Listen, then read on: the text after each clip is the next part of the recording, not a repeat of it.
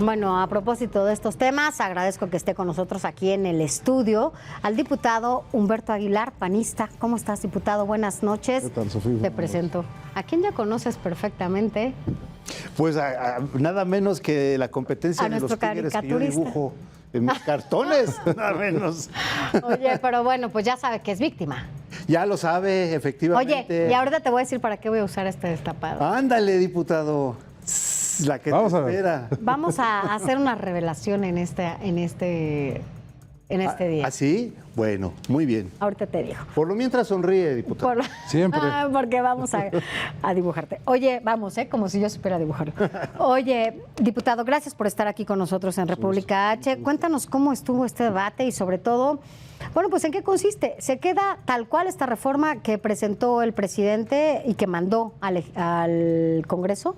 Hoy la mayoría indolente obtuvo una victoria pírrica porque ganan la votación en comisiones porque solamente se requiere mayoría simple, lo que se conoce como mayoría absoluta, con 62 votos contra 42 de la oposición, hacen mayoría y se va al pleno la propuesta en donde todos los partidos de oposición hemos anunciado que no vamos a darle esos votos para obtener la mayoría calificada que se requiere para las reformas constitucionales.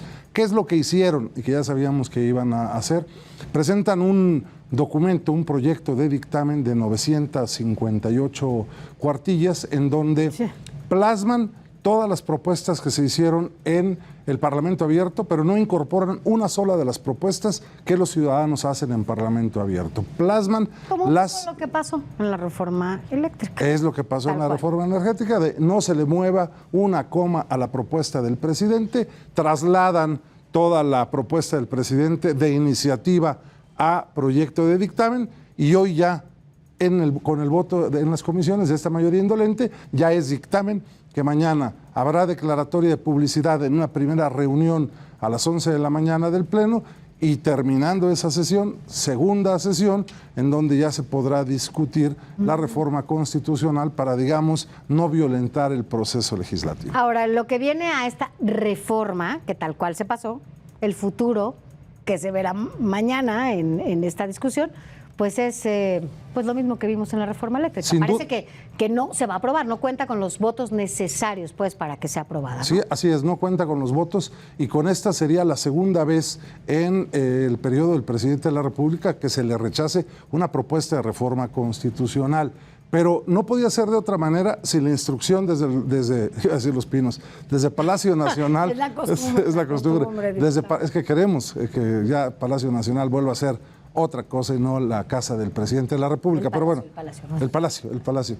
La instrucción es no se mueva una sola coma y entonces en Cámara de Diputados no hay diálogo entre los grupos parlamentarios, no hay aceptación de propuestas de la oposición, no se incorporan las propuestas de Parlamento Abierto, no hay negociación política y por supuesto que no hay posibilidad de avanzar. Si la decisión del presidente es no moverle nada, le da la instrucción a sus diputados solamente traen un discurso de no se trata de desaparecer el INE, no se trata más que de austeridad republicana y que los partidos cuestan mucho y que las elecciones cuestan mucho y los privilegios de los consejeros electorales. Pero el fondo del asunto es quién va a proponer a los que ellos quieren que sean consejeros electorales y ellos proponen que sean 20 por el presidente, 20 por el Poder Legislativo, en donde tienen mayoría, y 20 el que fuera la Suprema Corte de Justicia de la Nación. Es decir, 60 propuestas que por supuesto tendrán que ser palomeadas por el presidente,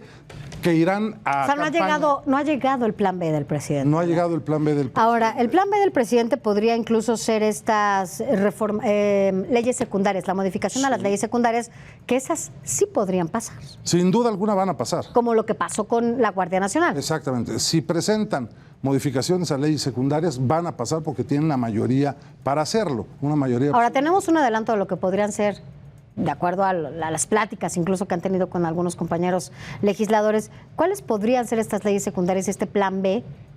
Yo no lo sé, porque lo han mantenido, como dicen los cardenales, in pectore, y no se ha manejado nada. Lo que sí te puedo decir es que no pueden modificar la forma de elección de los consejeros sin ser una violación a la Constitución. No pueden modificar el financiamiento a los partidos políticos en actividades ordinarias sin violar la Constitución. No pueden modificar la integración del Congreso General de México sin violar la Constitución. No pueden desaparecer los soples sin violar la Constitución. O sea, ¿los congresos locales no se preocuparían por estas leyes secundarias? No, porque no es reforma constitucional y no forman parte del constituyente permanente. Las modificaciones a leyes secundarias solo tendrían que ser aprobadas en Cámara de Diputados para pasar a la Cámara Revisora, que es el Senado de la República. O sea, en un futuro cercano, que es mañana, vemos que no se va a aprobar esta reforma. No hay posibilidad, independientemente de las... En términos constitucionales. En términos constitucionales. Ahí se va a debatir en estos términos. Exacto. Porque es hasta hoy la única propuesta que existe. Definitivamente. Sí, porque además ya desecharon, cuando nos reclaman a nosotros, es que ustedes no presentaron propuestas. No, sí presentamos propuestas, pero con este dictamen son desechadas en su totalidad. No solamente no son tomadas en cuenta por la mayoría indolente, sino que son desechadas en su totalidad todas las propuestas que presentamos porque hacen suya únicamente la iniciativa del presidente. Así es. Entonces, mañana no se aprueban, mañana, aunque se debatan, no se aprueban. Va a llegar este plan B del presidente, posiblemente, de llegar el plan B del presidente. Esto, con la prisa que hay para que se debatan estos temas, pues supongo que se tendrían que debatir antes del 15 de diciembre, que es cuando concluye este periodo ordinario. Definitivamente, tiene que ser antes, pero yo creo que puede ser o el jueves que presenten la iniciativa o el martes de la siguiente semana. No creo que se esperen, me parece que no le informan bien al presidente cómo es la conformación de la Cámara, creen que ellos tienen no solamente la mayoría, sino la verdad. Hoy mismo el coordinador de los diputados de Morena nos amenaza diciendo que nos atengamos a las consecuencias, desconociendo evidentemente cuál es el papel de un legislador. Un legislador puede votar a favor, en contra o abstenerse y no pasa nada. Somos inviolables no solamente por la opinión que expresemos en el ejercicio de nuestra función, y eso donde se refleja, donde se hace tangible, es en el momento de votar. Ahora, tú perteneces y eres secretario de la Comisión de Gobernación. Sí. Entonces, bueno, pues sí o sí estás en este debate y sí o sí tienes que estar justamente en el debate previo a que llegue al pleno. Al pleno. Sí. Con esto ¿crees que en estas leyes secundarias se pueda... O sea, lo más que se puede hacer es eliminar el presupuesto al INE? Ya lo hicieron. Bueno, todavía más. ¿Todavía quieren recortarle todavía más millones de pesos? ¿Se van a eliminar más los recursos a los partidos políticos? No lo pueden hacer porque tendrían que modificar la Constitución. ¿Qué es lo más que se puede hacer en Bueno, podrían quitar, por ejemplo, facultades en cuanto a estructura orgánica del Instituto Nacional Electoral, es decir, decir en la ley, por ejemplo, que solamente se aceptan 2 direcciones generales para tal cosa. Su organigrama, por de alguna manera. Exactamente, cosas que realmente justificarían nada más otro recorte presupuestal. ¿Pueden tocar el número de consejeros? Por supuesto que no, sería una violación constitucional. No hay forma de que esto se modifique. No hay forma. Tendrían que haber modificado la Constitución y no va a pasar esta reforma. Entonces, lo más que pueden modificar en estas leyes secundarias es la reducción del organigrama, un poco para que la gente nos entienda qué es lo que se puede reducir dentro del INE. La reducción todavía más del Instituto Nacional Electoral y... 3 cosas fundamentales que hay que tener cuidado y alerto sobre ellas.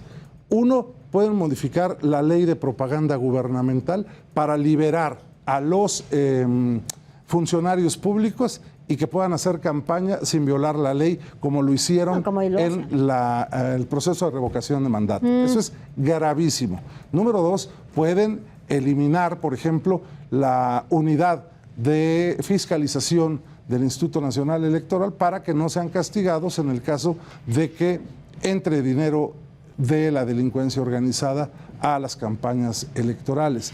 Pueden modificar la Ley General de Partidos Políticos y restringir algunas cosas a los partidos políticos y bueno, pues modificando la Ley de Revocación de Mandato, la Ley de Propaganda Gubernamental, la Ley General de Partidos Políticos, pues la verdad es que pueden hacer mucho daño a la organización de los procesos electorales y, por supuesto, a la democracia. Por la libertad, ¿no?, que les daría a ellos desde el espacio en donde ellos ocupan para poder hacer, pues ¿no?, sí, ya propaganda. lo han hecho. En el proceso de revocación de mandato, a todas luces fue violatorio de la ley toda la propaganda que hicieron los funcionarios gubernamentales. Y la pregunta fue, ¿de dónde salió el dinero para pintar bardas, para poner espectaculares, etcétera? Y ahora mismo lo están haciendo. El tema de la marcha de ayer, el problema no es cuántos fueron, si fueron millones está bien, el problema es de dónde salieron los recursos para trasladar a la gente, para darles dinero en cash, para comprar los frutis y para comprar las tortas. Ese es el grave problema. Ahora, también hay que reconocer, Humberto, que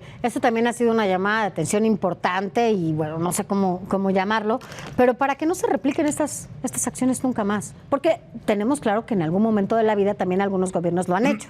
A lo mejor no de forma tan abierta como ahora lo hacen, pero sí lo han hecho. Y esto es una llamada de atención importante, ¿no? Por eso, durante la construcción de nuestro sistema electoral mexicano, desde los años 90 para acá, las reformas electorales han sido para taparles el hueco al mapache. Ahora lo que quieren ellos es no solamente no tapar el hueco, sino abrir ventanas y puertas para que entre por la puerta principal el mapache. Eso no podemos permitirlo porque se daña al Instituto Nacional Electoral, a la autoridad electoral, por supuesto a la democracia. Y a una sociedad. A una sociedad agraviada. Porque al final del día nosotros somos los más lastimados. Así es, definitivamente. Gracias, Humberto, por haber estado con nosotros aquí en República H. Ahora, déjame utilizar este destapador. Ya nos vamos a otros temas. Te voy a hacer acá, mira. Así, Descoronando. así, vamos a descoronarlo. Porque viene Puebla. Aguilar Coronado, a ver, espérame. Además es Aguilar Coronado. Oye, Mira, viene Puebla. y la reina Sofía te va. Ah, eso sí. Eso que ni qué. Oye, viene Puebla.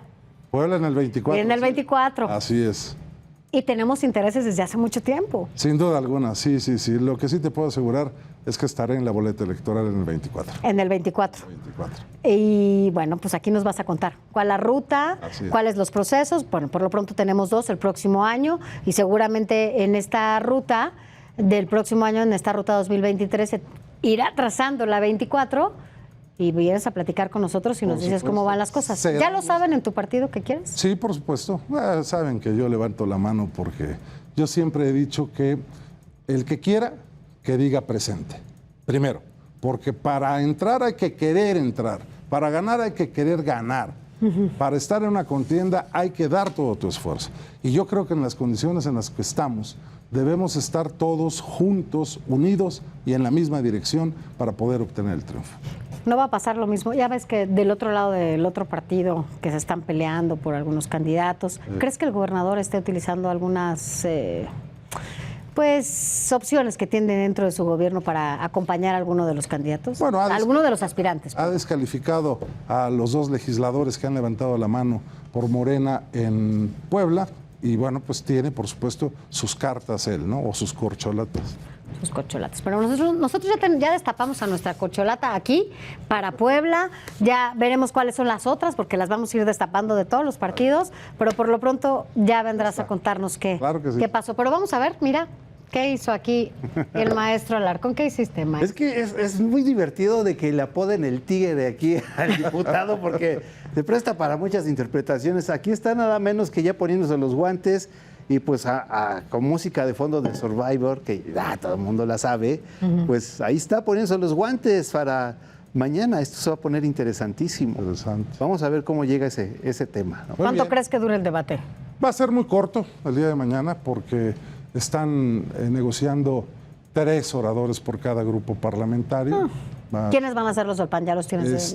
No, todavía no se ha definido, pero yo creo que seguramente será el coordinador. Y bueno, pues mañana en la previa se definirá quiénes son. Yo participé en el debate de la semana pasada, muy seguramente no participaré en los primeros lugares, pero en la otra sí. Bueno, conste. Por lo pronto te tendremos en la mira, ¿eh? En la mira estoy. Bueno, ya a partir de este destapador. Ahí está el ojo de tigre. Aquí estamos, maestro. Gracias.